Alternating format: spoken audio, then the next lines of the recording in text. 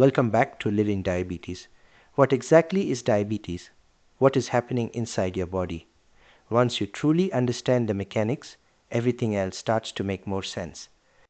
To understand diabetes, we first need to understand how your body normally handles food.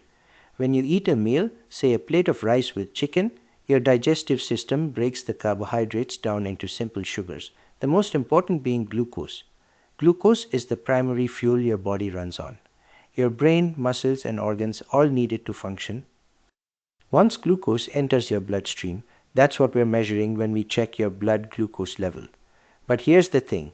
Glucose floating in your blood isn't actually doing much good.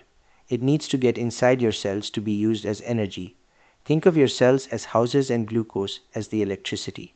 The power lines run past every house, but until that electricity gets inside, it can't power anything.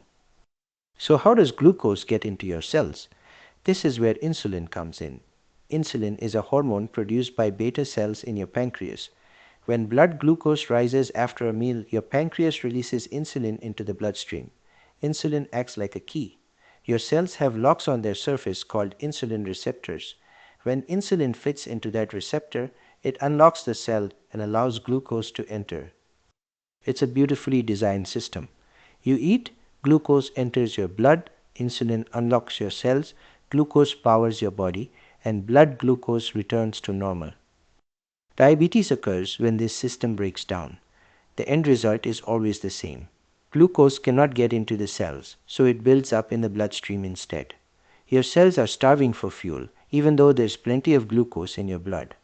Meanwhile, that excess glucose is damaging your blood vessels, nerves, and organs. Your body is simultaneously experiencing scarcity inside the cells and excess in the bloodstream. When your body detects this problem, it tries to compensate. It starts breaking down fat for energy, which can produce dangerous byproducts called ketones. It also tries to flush excess glucose out through your kidneys, which is why frequent urination is a classic symptom. You become dehydrated, leading to excessive thirst.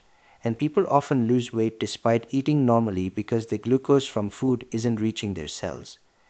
So at its core, diabetes is a condition where glucose cannot move effectively from your bloodstream into your cells. This happens either because your pancreas isn't producing enough insulin, or because your cells have become resistant to insulin, or a combination of both. This understanding explains why treatment focuses on keeping blood glucose as close to normal as possible. Medication helps restore the process of getting glucose into cells. Dietary changes control how much glucose enters your bloodstream. Exercise helps your cells become more sensitive to insulin. I also want to address something important. Many patients feel blamed for their diabetes. Let me be clear. Diabetes is not a moral failing.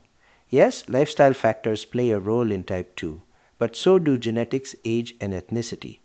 Type 1 diabetes is an autoimmune condition with nothing to do with lifestyle. If you've been carrying guilt, let that go. What matters is what you do moving forward.